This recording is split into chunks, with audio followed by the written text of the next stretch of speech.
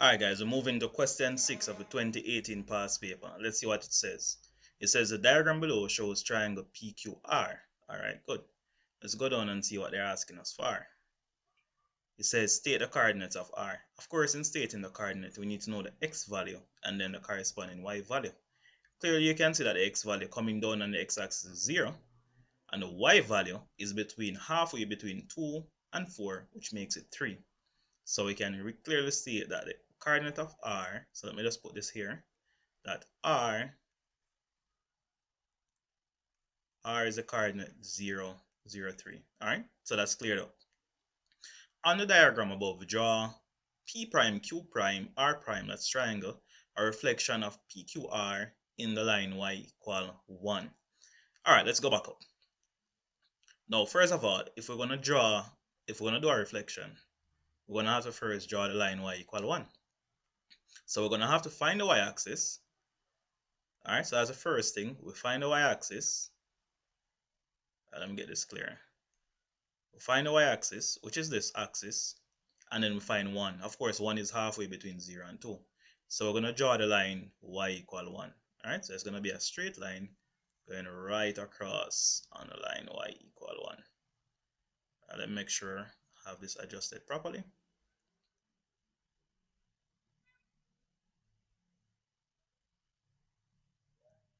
Alright, I need to bring this down some more.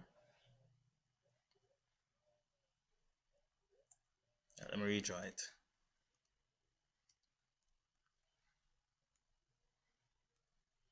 Right, so y equal 1.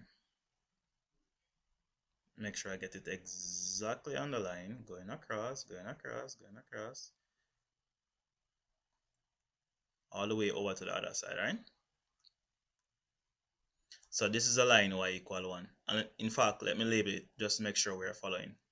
So this is y equal 1. Now, what happens when the triangle is reflected in here? Now, of course, one thing you should know is that when you look in a mirror, the distance you are from the mirror line is the same distance your image appears to be, and it is laterally inverted. Now, the easiest way to do this is simply to count how far each point is from the line y equal 1. So start with P. P is 1 away from the line, so it's going to go 1 behind, which takes P here, and let me use the red here. P prime is going to come right here. Right, so I'm going to have P prime. R is 1, 2 away. So once I get to the line, I'm going to count 2 going in the next direction. So I'm going to have 1, 2. And I can call this R prime. Let's go to Q.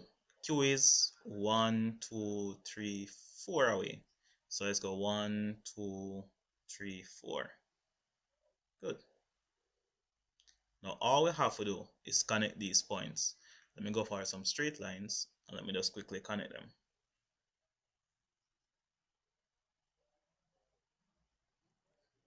Alright, that's not perfect. Alright, you know you're going to use a ruler, but I'm going to use my free hand to get it done as quickly as possible, right? But you're going to be using a ruler on this one.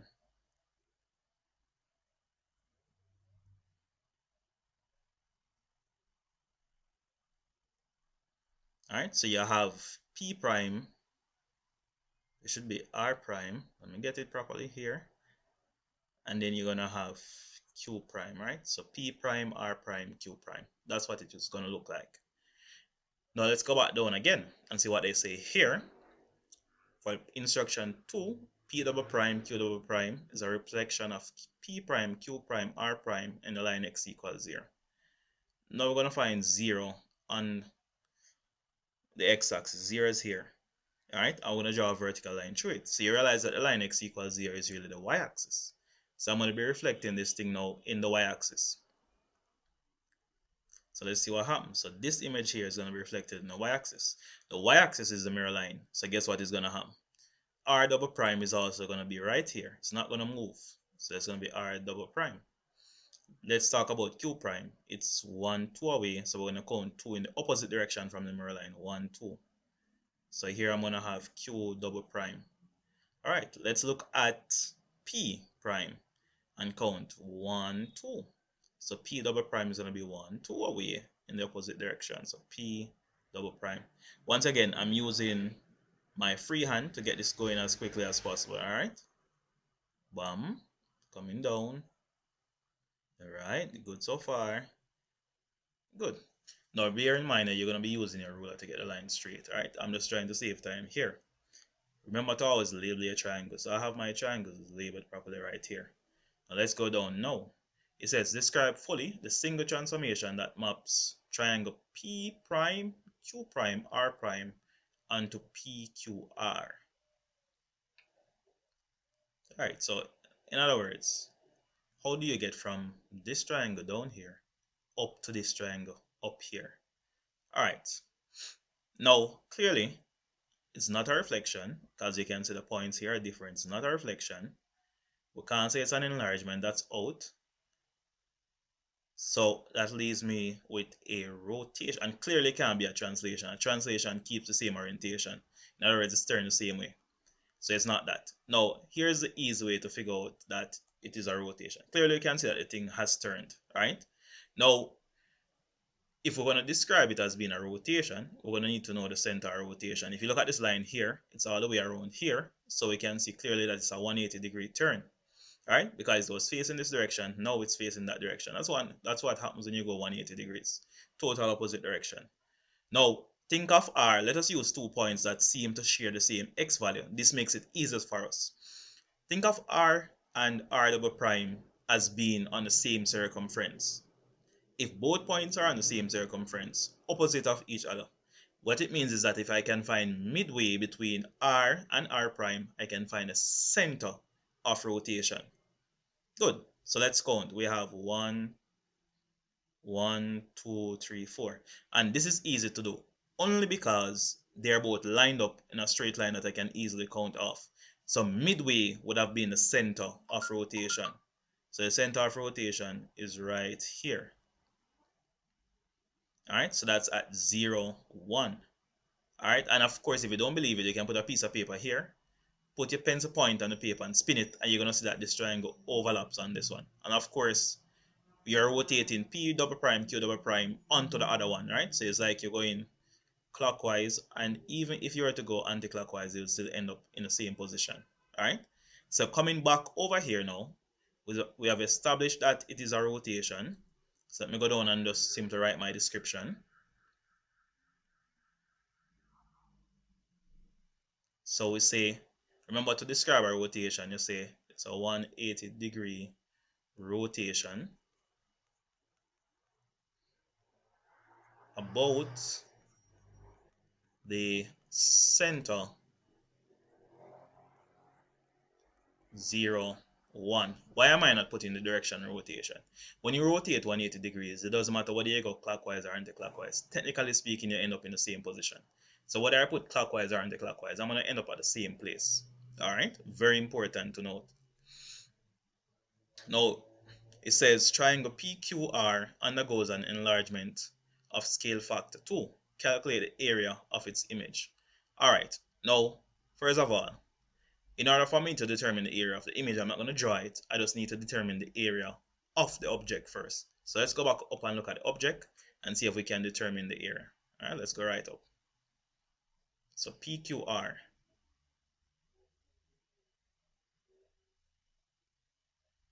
All right. Now, we can use the formula half base times height. Technically speaking, we can use PQ as a base. And of course, the height, the perpendicular height, could be from P along this line, because this line, let me just put it in so you can see it.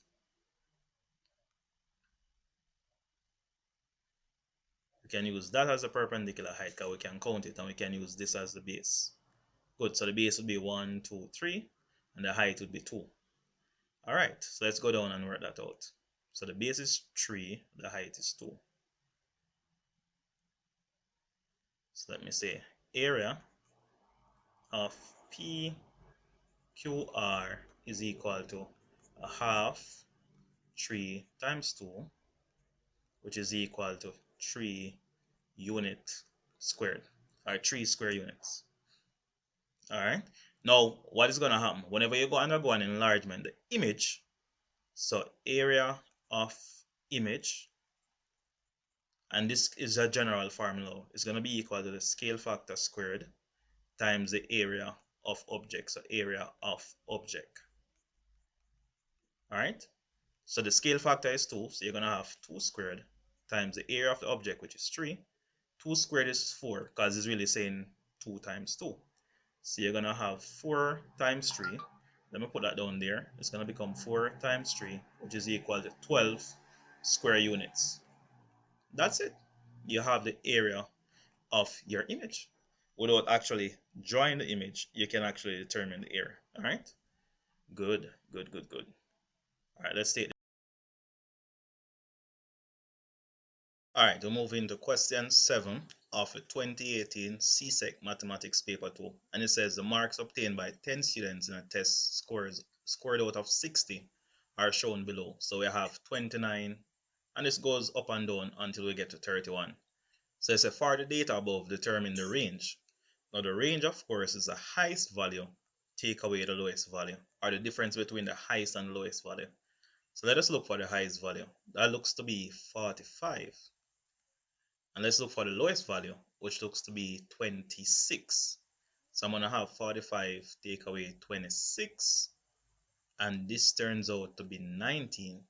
So the range is 19 marks, which is the difference between the person who got the highest score and the person who got the lowest score.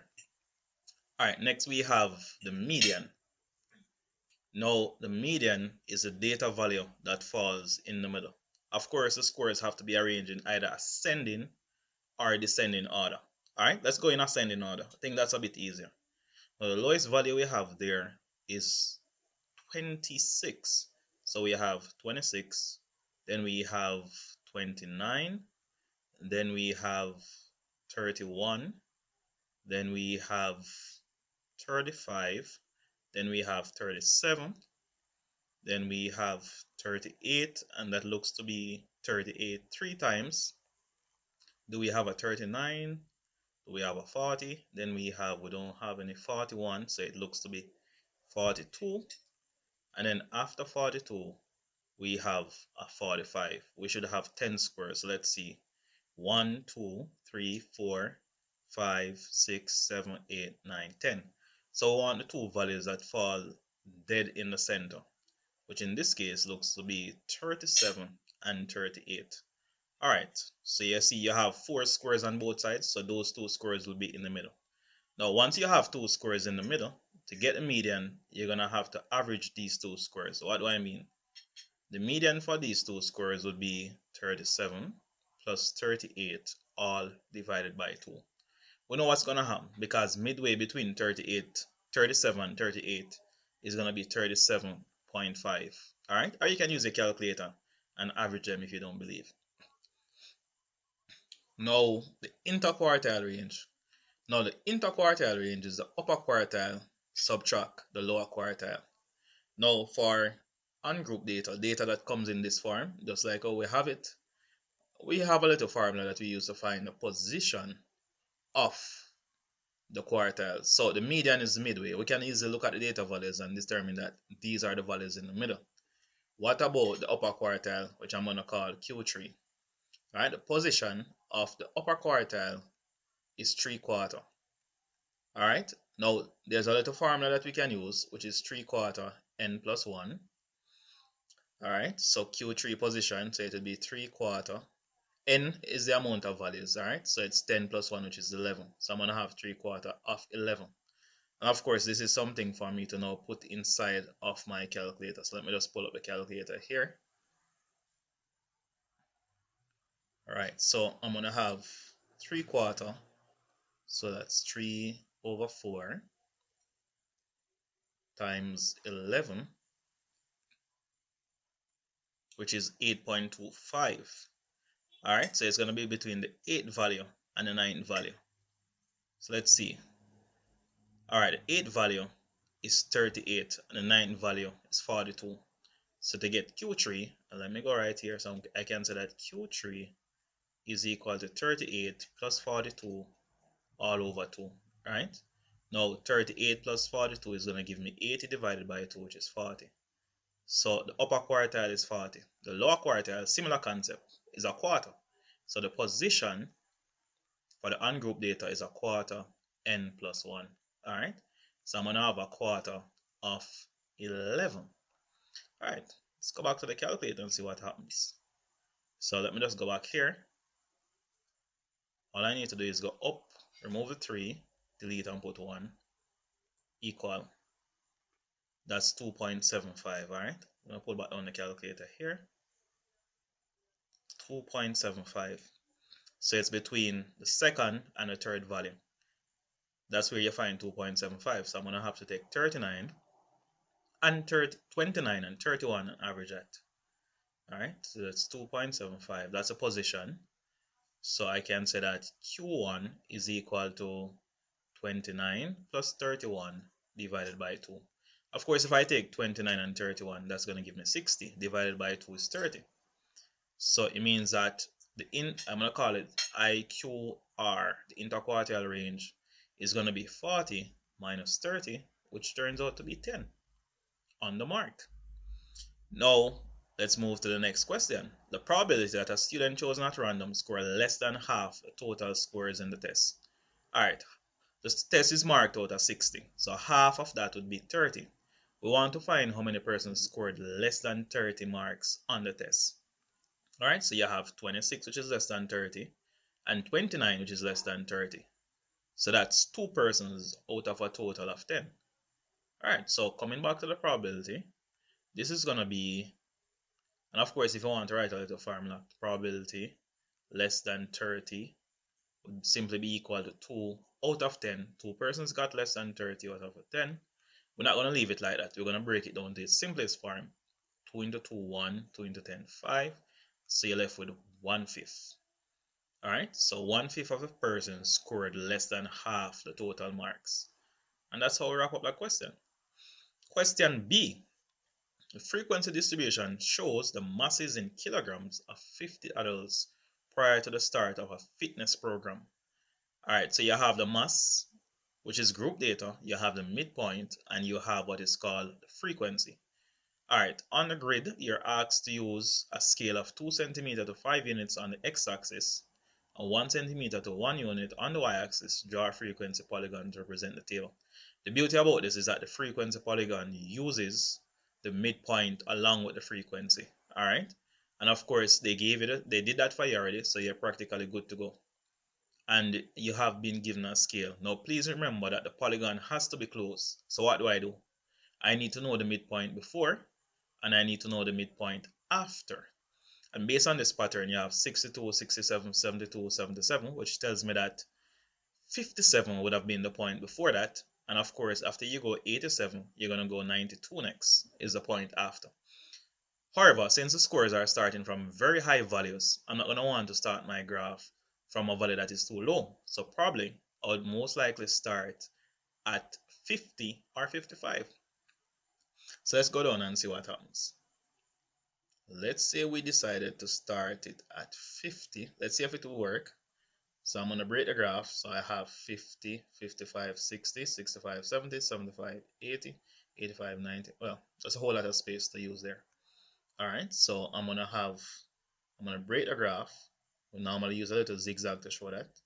We start at 50, 55, 60, 65, 70, 75, 80, 85, 90, 95, 100. Alright, now of course we have to label the different axes, right? So I'm going to put in all of that. So bear in mind that the x-axis would represent the mass and the y-axis is going to be your frequency, right? So down here I'm simply going to put in mass in kilograms. So I'm going to have mass in kilograms. Alright, I'm going up by 1 here. So this is a frequency. Alright, so I'm going to have 1. I don't need to break this graph. 2, 3, 4. Keep it going up. C.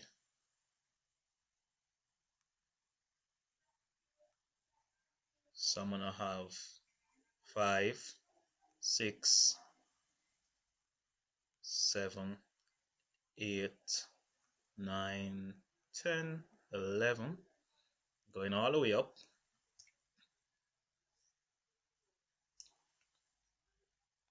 12, 13, 14, 15. I'm just gonna go one more up, and I'm gonna have 16 up here. 16. Alright, so now let us quickly go back up and see if we can get the scores. So you need a midpoint along with the frequency. So we have 62 and 8 and 67 and 11. So let's go back down. So we need 62, which is gonna, because each of these small lines will now be 1. So 1, 2, 3, 4, 5. So we have 62 and 8. So I'm gonna have 62, which is here, with 8. Right up. 62 and 8 is gonna be right here. And then of course we have 67. Let's say I'm remembering correctly, 67 that goes with 11. 67 that goes with 11. All right, so let me find that. So I'm gonna have 67, which is right here. This is 65, 66, 67. That goes with 11. So let me put that in right there. 67 goes with 11. Let me go back up. So you have to be looking back and forth. You have 72 with 15. So you're gonna find 72, which is right here, and you go all the way up. Hold on, 72 right here, and you go all the way up to 15.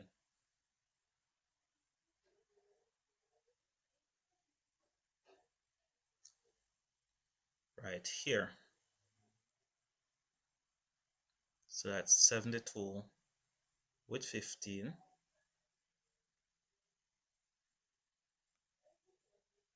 All right, almost there. So see how quickly we can get it. 72 with 15, 77 with 9.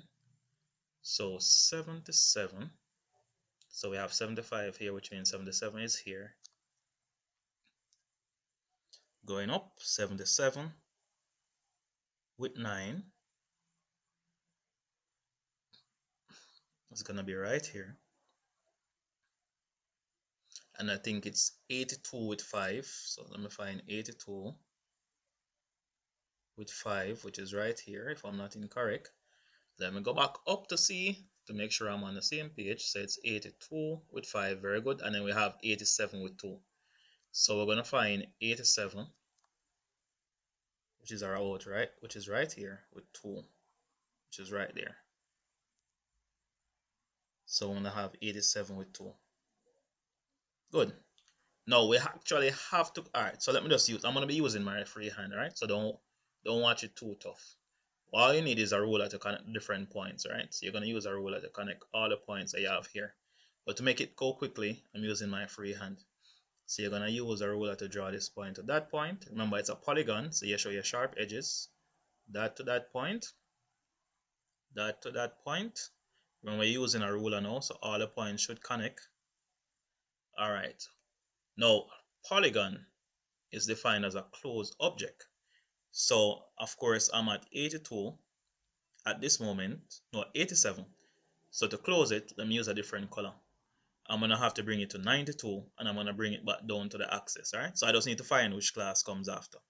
So 92 is right here. So you draw a straight line using a ruler from there to there. Also, this started at 62, so it means that the class before would have been 57. So I'm going to find 57, which is right here on the 0 mark, and I'm going to draw a straight line using a ruler, not like freehand that I'm using, coming back down to that point, all right? So that's what your polygon would look like. Remember, your polygon is a closed object. Of course, you're using a ruler to get your edges sharp. And you have your labels. And don't forget to put on your X and Y axis. Let me just quickly put that on there. All right, I'm going quickly here for time conservation. So you're going to have X here, and you're going to have your Y up there. And you get your full 6 marks. And of course, it's not complete without a title. So you're going to have frequency polygon showing mass. All right. And of course, you put that in full caps up here. So you're gonna have frequency polygon showing the masses of the different persons in full caps going across, and you'd have completed enough work to get your 6